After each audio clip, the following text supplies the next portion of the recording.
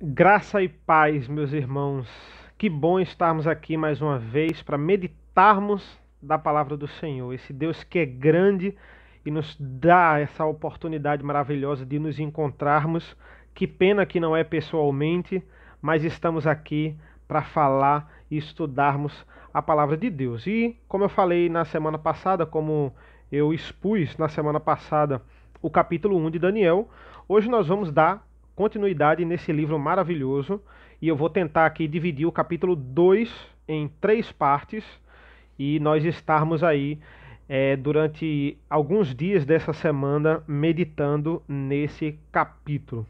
Então, hoje nós vamos meditar no capítulo 2 de Daniel, nos versículos 1 ao 13. E eu gostaria de ler com os irmãos nessa noite. Eu queria que os irmãos abrissem a sua Bíblia, encarassem essa mensagem como até uma devocional.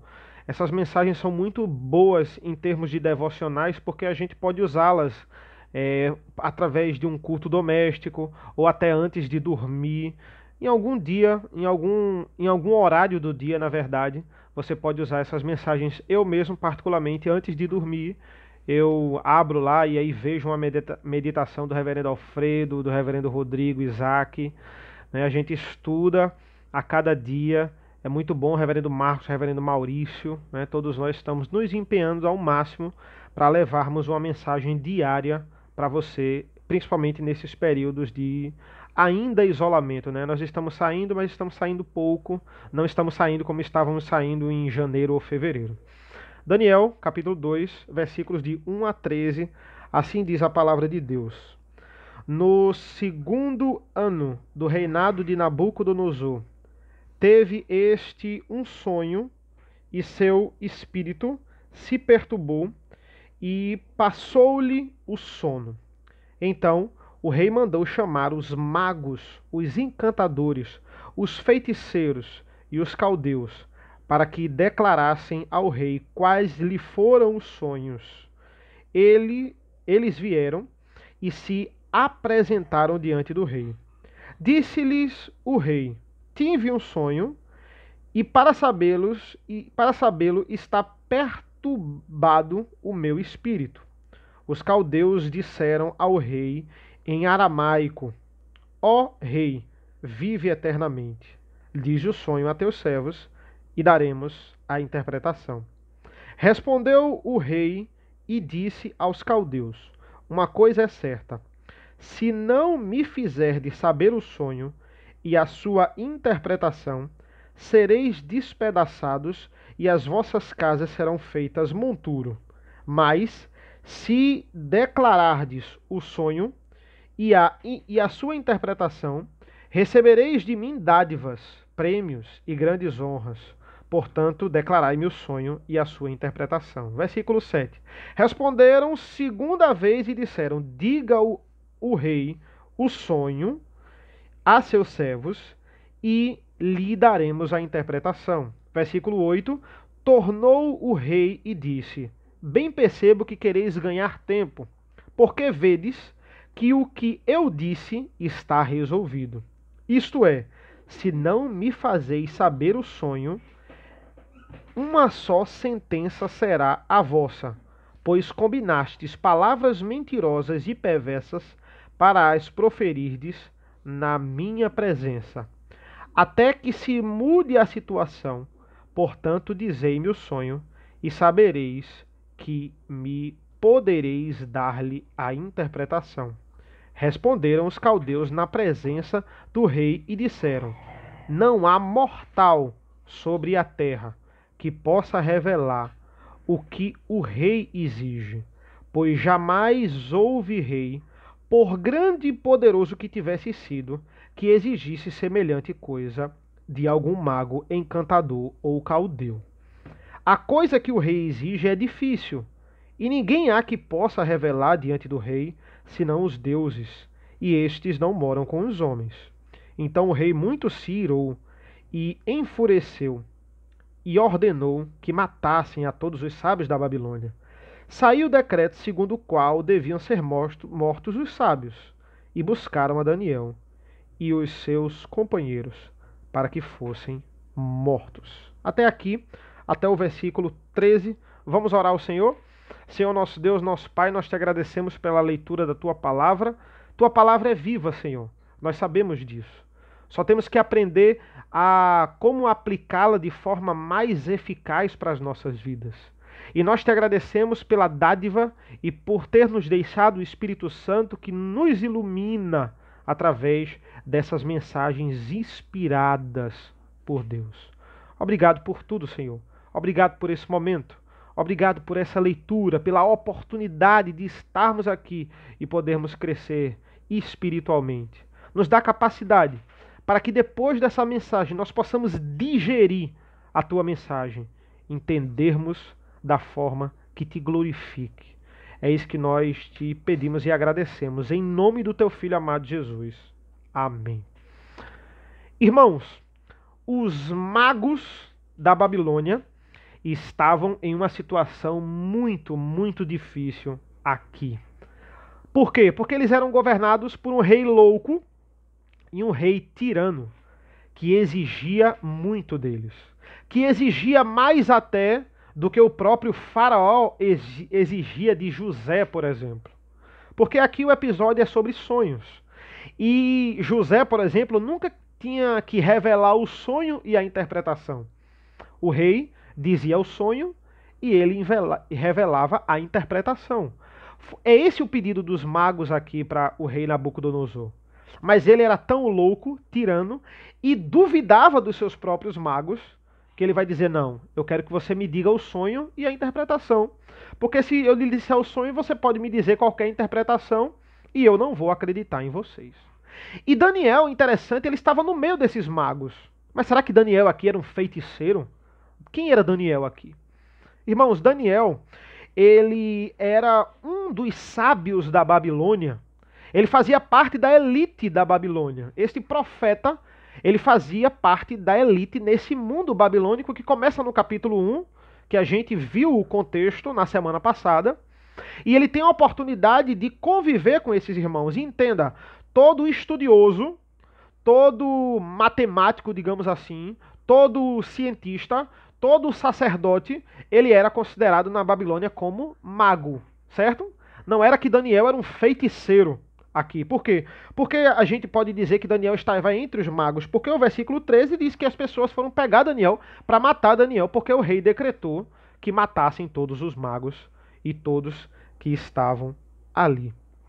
Então, mais uma vez, Daniel, ele entra aqui numa situação muito delicada, porque ele nem estava aqui na situação que foi decretado essa morte, ele não pôde nem se defender. Mas isso vai acontecer a partir do versículo 14 e nós vamos ver na próxima semana. Mas o que nós temos que entender aqui nessa passagem, irmãos? Que muitas vezes vamos ser cobrados na nossa esfera privada e na nossa esfera pública.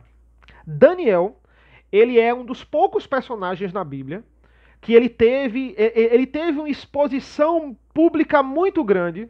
E ele foi muitas vezes testado a escandalizar a palavra de Deus numa esfera pública, porque ele era uma figura pública. Irmãos, a gente pode nunca ser um político ou alguém popular perante a sociedade, mas sempre vamos ter oportunidades públicas de mostrar a palavra de Deus e para não escandalizá-la. Vamos ter oportunidades privadas e públicas.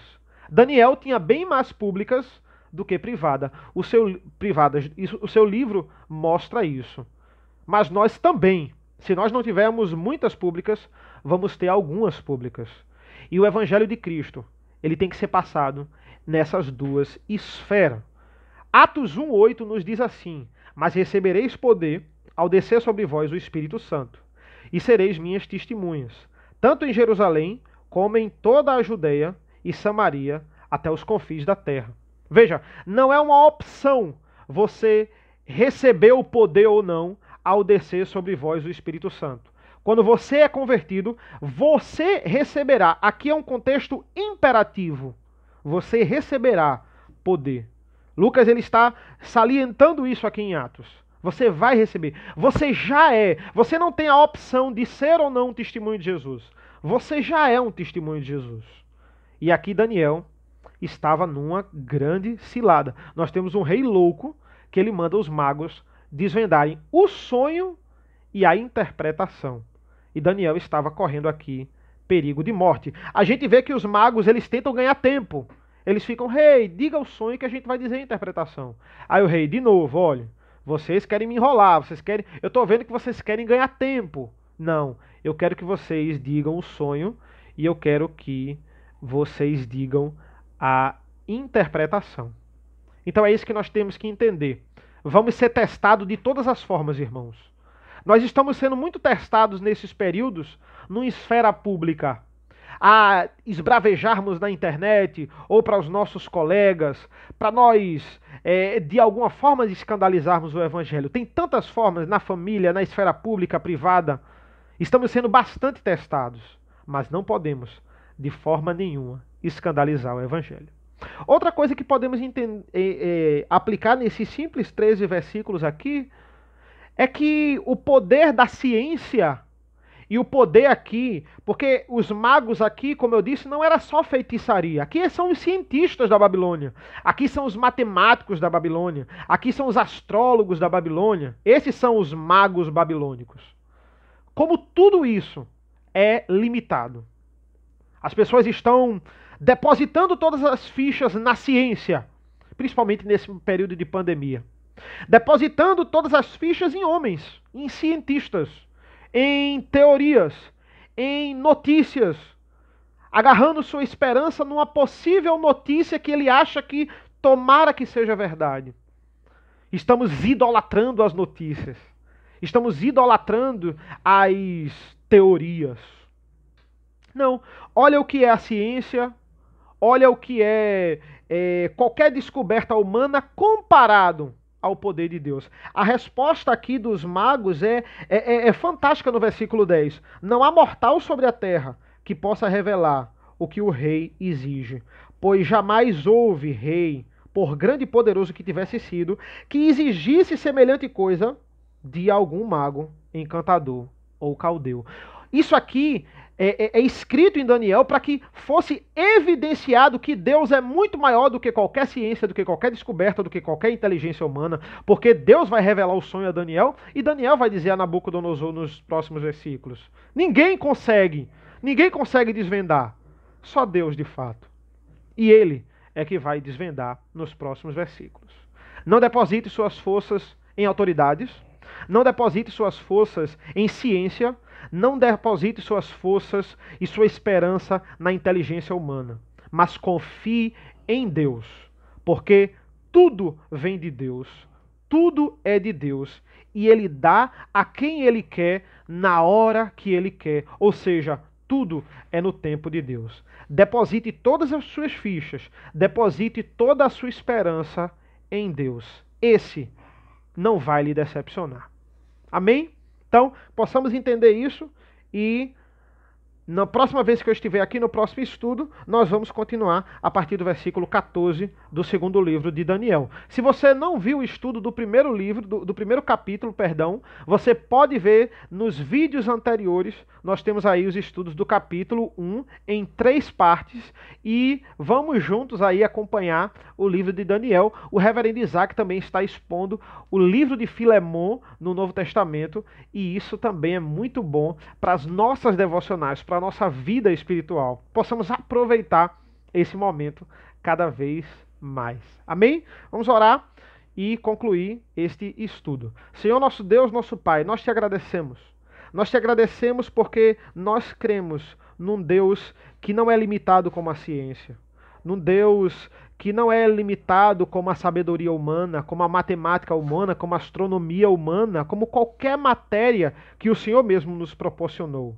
Mas nós não somos limitados, feito essas pessoas acreditam e depositam a esperança totalmente nessas matérias, nessas teorias, nessas descobertas.